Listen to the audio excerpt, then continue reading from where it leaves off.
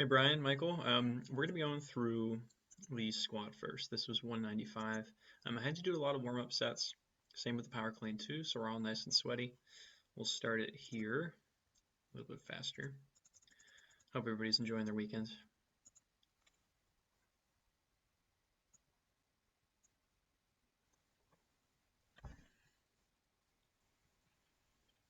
All right, now as you're getting in your rack, the major thing that we changed for this, you were having a lot of elbow pain. Or excuse me, just shoulder discomfort in general, dull aching pain in your shoulder, radiating down to the elbow. You were swooping well past the bar. You were you were kind of swooping your chest a few inches past the bar and then pulling back into it. It makes it a lot harder to get tight. I had you start placing the bar about an inch higher than you normally do and then pushing down into it and then having a little bit of give in your wrists. Meaning there's like a slight wrist extension before you were mounting your wrists over the bar, just kind of curling into it. I think that was causing a good bit of the problems. So here's rep one. We'll go back and we'll peek at your bottom position a little bit more. And there's the frame. Okay. On some of your warm-up sets and then what I was saying before, what you were telling me before is that you were trying to get depth with your head. You were kind of pushing your head down and through, not really maintaining good thoracic extension because of the problems with the rack position itself. I was kind of giving you the illusion of getting depth on this one. And what we were focusing on for your squats is really kind of shoving your proud chest through to the floor, keeping your head back, kind of giving yourself that double chin at the front. But this is a really solid bottom position. Let's see where you drive off of this one. Okay. And we'll see how rep 2 goes. And that's me.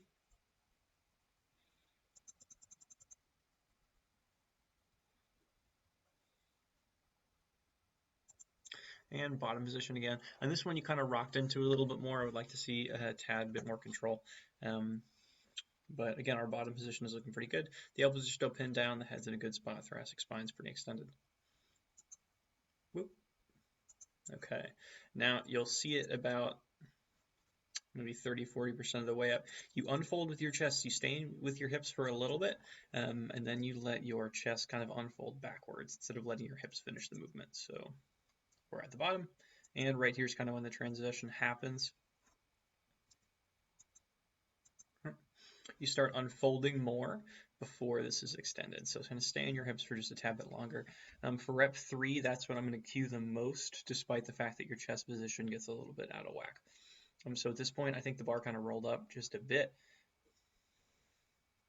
And we're going back down. Bottom looks really good. This is when you stayed in your hips, but you overcorrected, and I think you went backwards just a hair bit too much.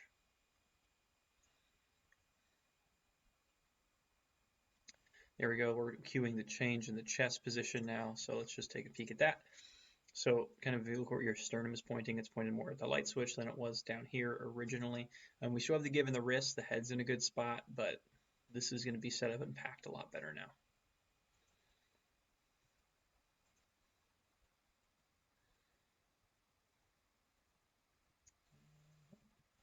Okay, here's our bottom position. The elbows pop up just a tad bit. And we're driving. Bit of hard rep. Now, if memory serves me correctly, I like rep 5 the best. We'll see how it goes. You have a little bit more give in your wrist, but I think you drive out of the hole really, really well. So you can see that give in the wrist right now. But right here. And we're pausing right there. The bounce on this one was good.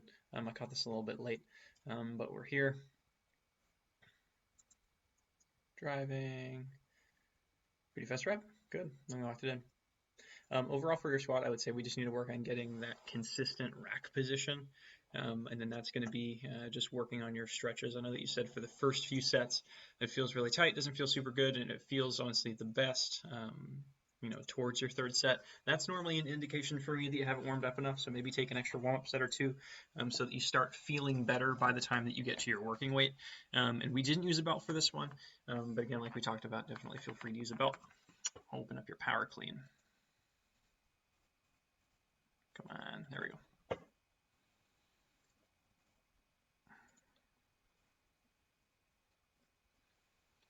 Okay, so we got the green plates on. This is going to be 95 pounds. Okay, so we're at the bottom. Tongue's out, which is always good. Eyeballs are pointed forward. See, now on this one of my biggest things was that you were clearing your shoulders behind the bar a little bit too early because your eyes are pointed almost straight down. I believe you fixed this in reps 2 and 3. We'll see in a minute.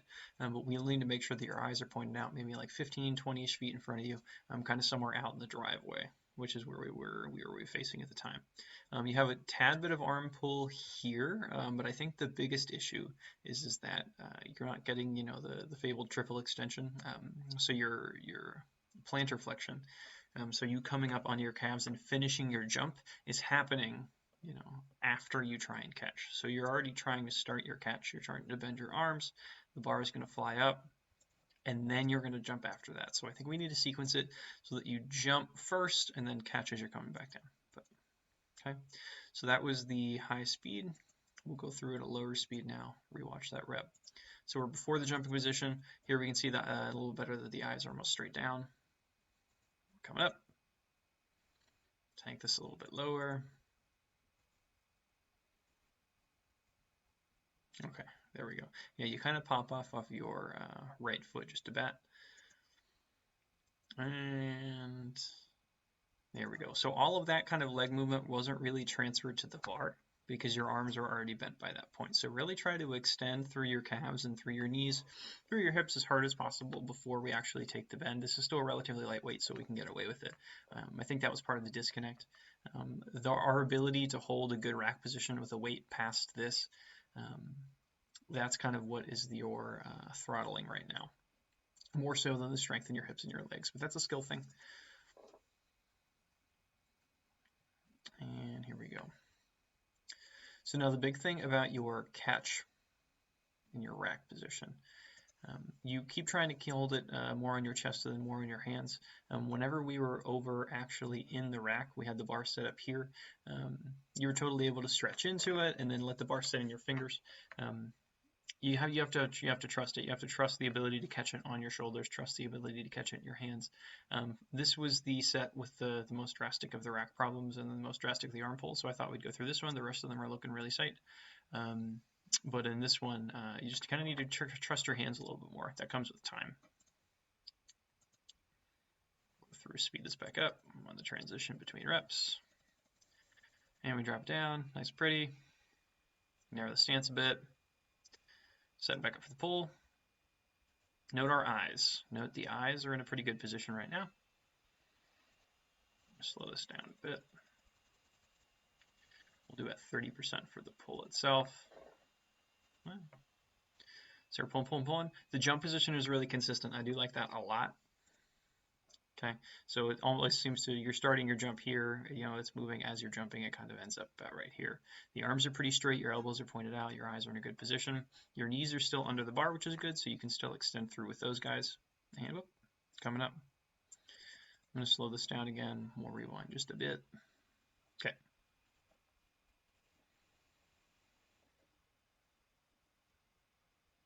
So, nice jump and a shrug. Now for this one, these guys are starting to extend just a bit. The knees are extended, the hips are extended, the shoulders are shrugged up, and then you're starting to bend through your arms. So I like this sequence, but during the jump itself, the legs are coming up a little bit more afterwards. I would like that to happen a little bit earlier so it can contribute more to the vertical movement of the bar. Okay, and you're ready to press. So on this one, you're on your heels when you catch it. Just need some more time, some more reps catching things. But we're here. You're starting to let it sit a little bit more towards your fingers, but again, remember the goal is for us to get our elbows, kind of smush everything in here. We'll push our elbows up and through and then have the bar sitting backwards. For me, the bar is, really barely touching my index finger, my middle finger, my ring finger, my pinky finger is not on it. For most people, especially people with longer forearms, relatively shorter upper arms, that position can be a little bit tight. But remember, just take it back to the rack, work on your stretches. Speed it up. And we're back down.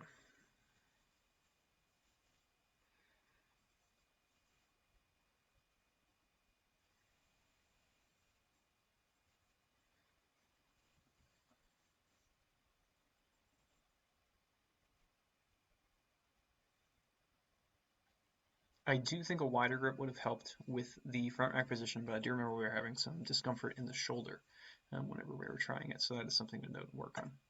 Jump position is pretty constant. I'm going to tank the speed now. Eyes are in a really good spot. We can tell that your knees are still under the bar, shoulders are still basically over the bar as well, elbows are still straight, so everything's looking good. And we're coming up. My cueing here is more for your knees and then for your hips during this rep. So this one went a little bit better, but everything's starting to get extended, and then the arms are starting to bend just a hair bit later. And we're popping through. Good, yeah. So in your rack position again, if we just let that roll a little bit farther back into the fingers, open the hand up, be willing to open that up. But definitely note, see how here, we're starting to let the elbows kind of come more up and forward. This is definitely a positive improvement there.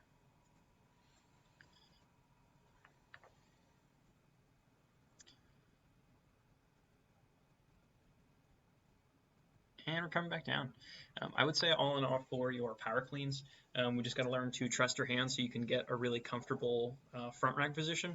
That way you'll just trust jumping a little bit harder because you know you can catch it. I think once there's a little bit more on the bar, 100, 115 pounds, it'll feel a little bit more natural.